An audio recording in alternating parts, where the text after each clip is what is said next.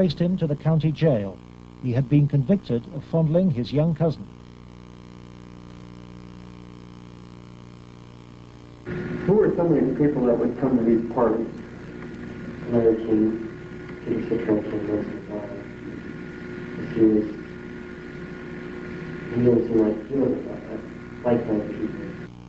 Media personality Peter Citron procured some of his victims from Boys Town. The kids he liked were mainly around the age of probably about 8 and 13. It was mainly fondling and oral sex with them. He did have some anal sex, but he usually did that with the older kids. The parties involved ever more sadistic abuse. Whenever you were tied up, was there anybody else present other than you, Peter Citron? Yes. Who was that? It was Alan Bear sometimes. Millionaire Alan Bear hosted parties for a large number of sadistic pedophiles. Paul Benassi suffered at their hands. You okay? They tied me up and had some other kids perform sex on me, and they hated me and they burned me some cigarettes. Okay. Just take a deep breath now.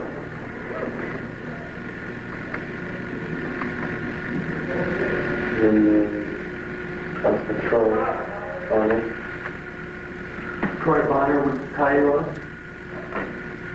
He was there. Troy Bonner was found by the investigators and his videotape testimony taken under oath. I was shocked when I walked in. There was a kid, I would say about 15 years old, out in the middle of the room. One guy was standing in front of him. He was bent over, and the other guy was like reaching under him, playing with his nipples, while a guy whom Jeff told me was a police officer shoving beads up his rectum. The police officer was shoving beads up his rectum? Yes. Bonner named Alan Bear as the man who introduced him to the sex parties. Alan Bear was a sick fuck.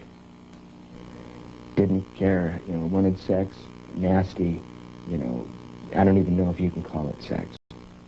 Everything, I mean, from just, touching to fruit, squash, huge squash, that big around, stuck into you, into your ass, heat things, hot things, poked at you and stuck in you. But the center of the child sex ring was Larry King.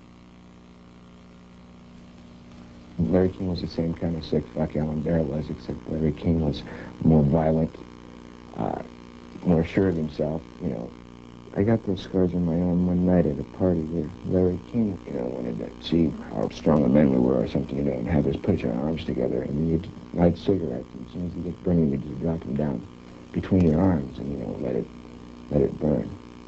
And they made us stand there naked and touch each other by holding our arms together and burn cigarettes. It's on film someplace. When they filmed it, burning, I mean, I would, see him fuck a 10-year-old boy in the ass, until he bled, and, just pull out and stop, and, push him down, and then go out and, meet with decent people. King would also provide underage girls for abuse. Alicia Owen told the investigators she was 15 when she attended her first party, introduced by a Boys Town boy. Caridori discovered her in jail where she was serving a sentence for passing bad checks. I met some guys there that were from Boys Town, and it was at that party that I met Larry King. At the time that I met Larry King, I did not know that he was Larry King. I had met him. It was the first time I'd ever met him.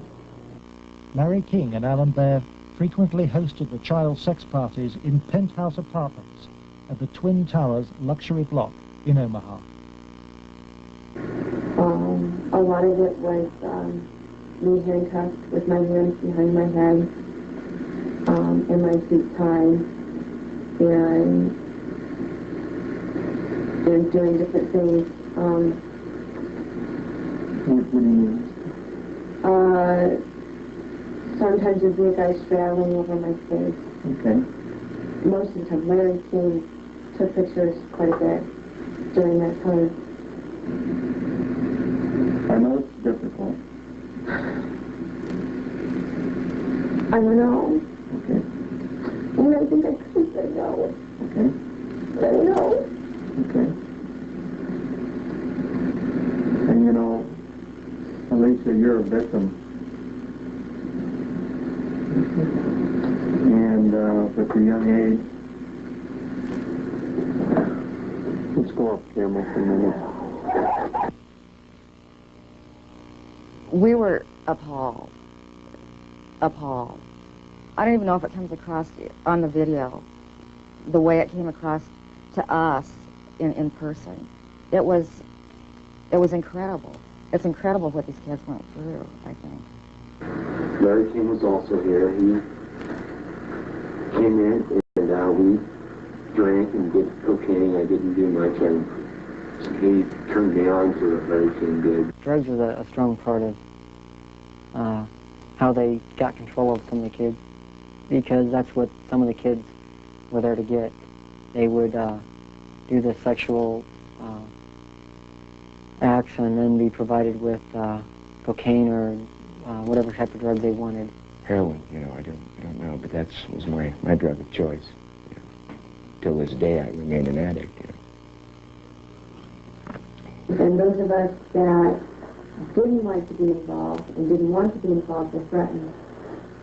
Huh? Yes, any, and who would do these threatening remarks? Larry King. Do you think Larry King personally did? And I think he did. And they threatened, you know, that I can go find somebody that will kill you and it will kill your family. He won't tell anybody. Larry King was, I would say, the center of transporting the children around the country. The airplanes were usually in his name, at least in his name. They were paid for by Larry King. We met them in Pasadena. Met who in Pasadena? We know Larry King was there. There was 3 boys that I had seen at one of the receptions at the French Cafe were there. And I'm almost positive they were Boy Scout boys. Almost positive.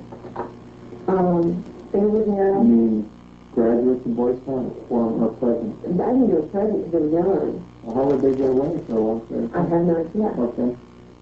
Boys Town came up frequently during the investigation, but we found it very difficult to get information about Boys Town. I was not able to find any information on my visit there, and Mr. Caradori could not get information either.